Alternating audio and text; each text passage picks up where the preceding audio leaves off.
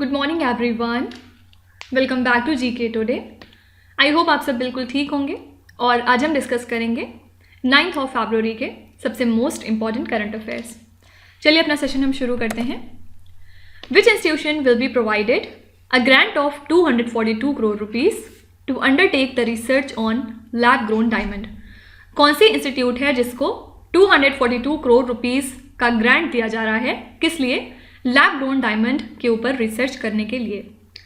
तो ये रिकमेंडेशन दी थी डिपार्टमेंट ऑफ कॉमर्स ने, और क्या इन्होंने बताया कि आईटी मद्रास को ये ग्रांट दिया जाना चाहिए अगले 5 सालों के लिए, जिसमें ये रिसर्च करेंगे लैब ग्रोन डायमंड्स के ऊपर। ठीक है, बेसिकली जो हमारा यूनियन बजट है 2023 का, इसमें union finance minister Nirmala Sitharaman ने बताया था कि जो लैब ग्रोन डायमंड है ये एक तरह की टेक्नोलॉजी और इनोवेशन ड्रिवन इमर्जिंग सेक्टर है, जिसमें कि एम्प्लॉयमेंट काफ़ी ज़्यादा जनरेट होता है। तो हमें इस एरिया के ऊपर काफ़ी फोकस करना चाहिए। ठीक है, और यही रीज़न है कि आईटी मद्रास को इतना अमाउंट दिया जा रहा है ताकि वो लैब ग्रोन डायमंड्स जो होते हैं उनके ऊपर फर्दर रिसर्च कर सकें। ठीक है, नेक्स्ट है धोलावीरा, विच was seen in the news recently, is located in which Indian state और द यूनियन टेरिटरी।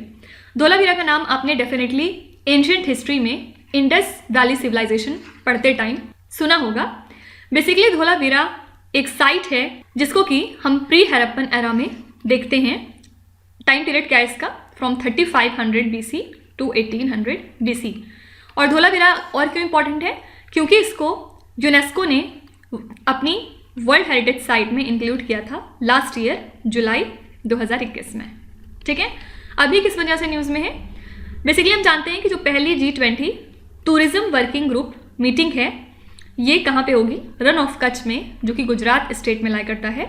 और इस ओकेजन के दौरान डेलीगेट्स को धोलावीरा साइट पे विजिट कराया जाएगा, जो कि हड़प्पन सिविलाइजेशन का सदर्न सेंटर माना गया है। ठीक है, और United Nations World Tourism Organisation से डिफरेंट रिप्रेजेंटेटिव्स पार्टिसिपेट करेंगे इस मीटिंग में, साथ ही इंटरनेशनल लेबर ऑर्गेनाइजेशन के भी। ठीक है, सिंपली याद रखिएगा कि धोलावीरा कौन से स्टेट में लाई करता है? यह है गुजरात में। यहाँ पे डेलीगेट्स विजिट करेंगे, इसी वजह से ये साइट न्यूज़ में है। इसको वर्ल्ड हेरिटेज साइट का स्टेटस यूनेस्को ने कब दिया था? लास्ट ईयर 2021 में। ठीक है, नेक्स्ट क्वेश्चन काफ़ी इंपॉर्टेंट है। Which countries chief justice is the chief guest of the 73rd foundation day of the supreme court of India. हाल ही में सुप्रीम कोर्ट ऑफ इंडिया ने अपना 73rd फाउंडेशन डे सेलिब्रेट किया है। आपको बताना है कि कौन सी कंट्री के चीफ जस्टिस हैं जो चीफ गेस्ट थे इस इवेंट के दौरान। तो ये थे सिंगापुर के चीफ जस्टिस, जिनका नाम है सुनंद्रेश मेनन। ठीक है, इन्होंने अटेंड किया इस इवेंट को एज द चीफ गेस्ट, और इन्होंने फिर यहाँ पे एक लेक्चर भी डिलीवर किया on the role of judiciary in the changing world. कब इस्टेब्लिश हुआ था सुप्रीम कोर्ट? जनवरी 28, 1950 को। ठीक है, ये 2 दिन के बाद था after India became the sovereign democratic Republic, supreme court को फिर स्टैब्लिश किया गया था। तो 3-4 बातें आपको इस क्वेश्चन से ध्यान में रखनी है। सबसे पहले ये कौन सा एडिशन था सुप्रीम कोर्ट के फाउंडेशन का? 73rd।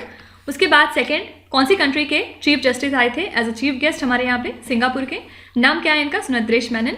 और ये भी पूछा जा सकता है कि सुप्रीम कोर्ट में प्रेजेंट स्ट्रेंथ कितनी है जजेस की।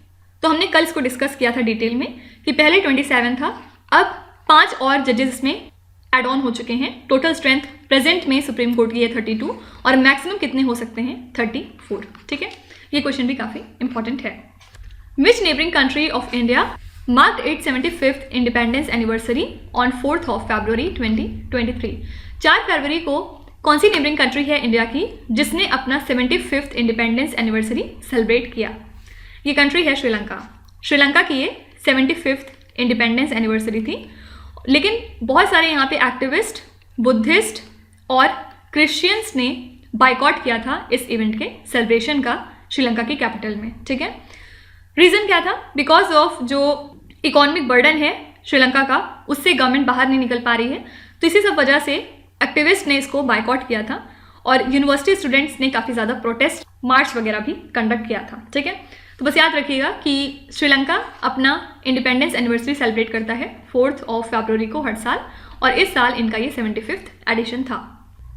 नेक्स्ट है, India agreed to establish a defence and energy bloc with which other countries recently? India ने कौन सी 2 कंट्रीज के साथ मिलके डिसाइड किया है कि वो एक डिफेंस एंड एनर्जी ब्लॉक को इस्टेब्लिश करेंगे? तो foreign ministers of France, India and UAE ने एग्री किया है कि वो एक तरह का formal trilateral cooperation initiative establish करेंगे और ये होगा एक डिफेंस एंड एनर्जी ब्लॉक जिसका एम है इंटरनेशनल स्टेबिलिटी को प्रमोट करना, साथ ही प्रॉस्पेरिटी को और ज़्यादा इन्हांस करना, साथ ही अपने बीच के जो डिफेंस टाइज हैं उनको एक्सपैंड करना और फोकस क्या रहेगा? Rafale fighter jet. ठीक है, कौन सी 3 countries defence and energy bloc से एसोसिएटेड हैं? India, France and UAE, option number B. ठीक है, नेक्स्ट है India's largest chopper plant is set to be inaugurated in which state और द यूनियन टेरिटरी? इंडिया का सबसे बड़ा चॉपर प्लांट कहाँ पे इनॉग्रेट किया गया है? तो प्राइम मिनिस्टर नरेंद्र मोदी ने इनॉग्रेट किया इंडिया का सबसे बड़ा चॉपर प्लांट कर्नाटका स्टेट में और इसकी नींव रखी गई थी 2016 में। ठीक है, ये एक तरह का green field helicopter manufacturing facility है जो कि चॉपर्स को सप्लाई करेंगे हमारे आर्म्ड फोर्सेस को, साथ ही फ्यूचर में यहाँ से चॉपर्स को एक्सपोर्ट भी किया जाएगा। ठीक है, तो हिंदुस्तान एरोनॉटिक लिमिटेड की जो फैक्ट्री है कर्नाटका स्टेट में, वो सबसे पहले प्रोड्यूस करेंगे लाइट यूटिलिटी हेलीकॉप्टर्स को on demand by the armed forces. ठीक है, तो याद रखिएगा इसको कहाँ पे इनॉग्रेट किया जाएगा? कर्नाटका स्टेट में। नेक्स्ट है Dolly Zahoor and Ilias Kanchan who were seen in the news recently are the eminent artist from which country? आपको बताना है कि ये दोनों आर्टिस्ट कौन सी कंट्री से बिलोंग करते हैं और किस वजह से न्यूज़ में है ये भी देखेंगे। तो ये एमिनेंट आर्टिस्ट हैं बांग्लादेश कंट्री के। किस वजह से न्यूज़ में है? क्योंकि हाल ही में डिसाइड हुआ है कि इनको ऑनर किया जाएगा with lifetime achievement award इनके कॉन्ट्रीब्यूशन के लिए to the film industry. Fine, तो बस सिंपली याद रखिएगा कि ये दोनों आर्टिस्ट कौन से कंट्री से हैं। आंसर हो जाएगा बांग्लादेश। नेक्स्ट है विच स्टेट और union territory is the host of Khelo India winter games 2023? Khelo India winter games के लिए कौन सा स्टेट होस्ट है आपको ये बताना है। ये कंडक्ट किया जाएगा in the town of Gulmarg in Jammu and Kashmir. कब होगा? इसी मंथ में, फरवरी के 2023 में। ठीक है, और जो हमारे youth affairs and sport minister हैं अनुराग सिंह ठाकुर, इन्होंने इस इवेंट के लिए mascot, theme song and Jersey को भी लॉन्च किया है हाल ही में। ठीक है, तो याद रखिएगा इसके लिए वेन्यू है जम्मू एंड कश्मीर। इसके अलावा ये खेलो इंडिया विंटर गेम्स का कौन सा एडिशन है? 3rd एडिशन है। नेक्स्ट है as per the union budget 2023 what is the per capita income of India as of date? Per capita income India की कितनी है यूनियन बजट 2023 के हिसाब से? तो union finance minister Nirmala Sitharaman ने बताया कि जो पर कैपिटा इनकम है इंडिया की वो 1.97 लाख रुपीज़ है पर एनम पिछले 9 सालों से। ठीक है, साथ ही जो EPFO की मेंबरशिप है वो भी हो चुकी है 27 करोड़। इसके अलावा जो गवर्नमेंट ने कैश ट्रांसफ़र किए हैं अंडर PM किसान स्कीम वो कितने किए हैं? 2.2 lakh crore rupees. Correct answer हो जाएगा यहाँ पे 1.97 लाख रुपीज़ पर एनम। जो इंपॉर्टेंट क्वेश्चन रहते हैं यूनियन बजट के उनका फिगर आपको सेम एज इट इज़ याद रखना पड़ेगा। ठीक है, इसके लिए कोई और ऑप्शन नहीं है। नेक्स्ट है विच स्टेट और the union territory child rights body launched it's WhatsApp chatbot for more effective interaction? कौन सा स्टेट या फिर यूनियन टेरिटरी का चाइल्ड राइट्स बॉडी है जिसने एक व्हाट्सएप चैटबॉट को लॉन्च किया है अच्छे तरीके से इंटरैक्ट करने के लिए? ये है DCPCR, मतलब Delhi commission for protection of child rights, मतलब नई दिल्ली की गवर्नमेंट। इन्होंने लॉन्च किया है ये WhatsApp chatbot for more effective interaction और इस चैटबॉट को यूज़ किया जाएगा फॉर कंप्लेंट रजिस्ट्रेशन, साथ ही इंफॉर्मेशन को सर्च करने के लिए और कंप्लेंट स्टेटस को ट्रैक करने के लिए। ठीक है, साथ ही इसको यूज़ किया जाएगा by the commission for awareness to children, women, anganwadi worker etcetera. ठीक है, यहाँ पे आंसर हो जाएगा नई दिल्ली। लास्ट क्वेश्चन है what is the agricultural credit target for the current physical year 2023-24 as per the union budget? Union budget के मुताबिक agricultural credit target current physical year में कितना है? तो गवर्नमेंट ने प्रपोज किया है कि जो एग्रीकल्चरल क्रेडिट टारगेट है उसको हम इंक्रीज करेंगे टू 20 लाख करोड़ रुपीज़, और इसमें फोकस किया जाएगा एनिमल हस्बेंड्री, डेयरिंग और फिशरीज़ के ऊपर। ठीक है, ये टारगेट बेसिकली इंक्रीज किया गया है from 18 lakh crore rupees to now 20 lakh crore rupees, और ये इंक्रीमेंट है 11.11% का ईयर ऑन ईयर बेसिस पे। साथ ही एक तरीका एग्रीकल्चर एक्सेलरेटर फंड भी सेटअप किया जाएगा ताकि जो एग्री स्टार्टअप्स हैं उनको इनकरेज किया जा सके जो कि यंग एंटरप्रेन्योर्स स्टार्ट करना चाहते हैं। और जो हमारा एग्रीकल्चर सेक्टर है वो पिछले 6 सालों से ग्रो कर रहा है at an average annual growth rate of 4.6%। ठीक है, ध्यान में रखिएगा ये वैल्यू कितनी है, 20 लाख करोड़ रुपीज़। तो इसी के साथ हमने आज के सभी इंपॉर्टेंट करंट अफेयर्स को कवर कर लिया है। चलिए अब हम अपने रिवीजन सेशन की तरफ चलते हैं जिसमें हम नवंबर मंथ के करंट अफेयर्स रिवाइज कर रहे हैं, और आज पार्ट 9 रहेगा इस सीरीज़ में जिसमें हम क्वेश्चन नंबर 121 से लेके क्वेश्चन नंबर 135 तक डिस्कस करेंगे।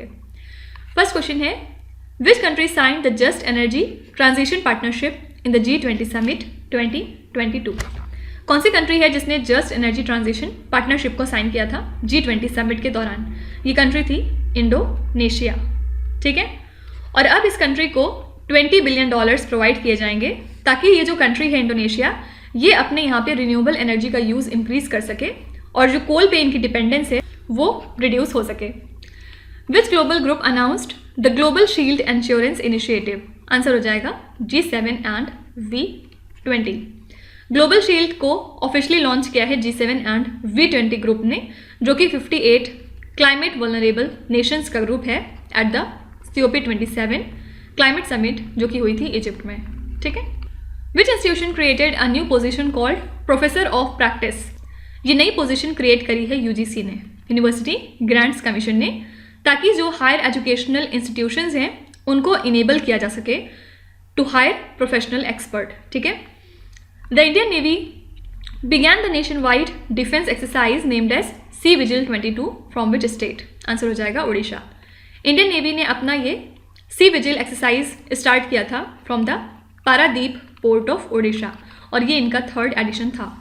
India and which country agreed to partner in digital partnership in future ICT, future mobile technologies and digital education? इसमें अग्री किया है इंडिया और फिनलैंड ने।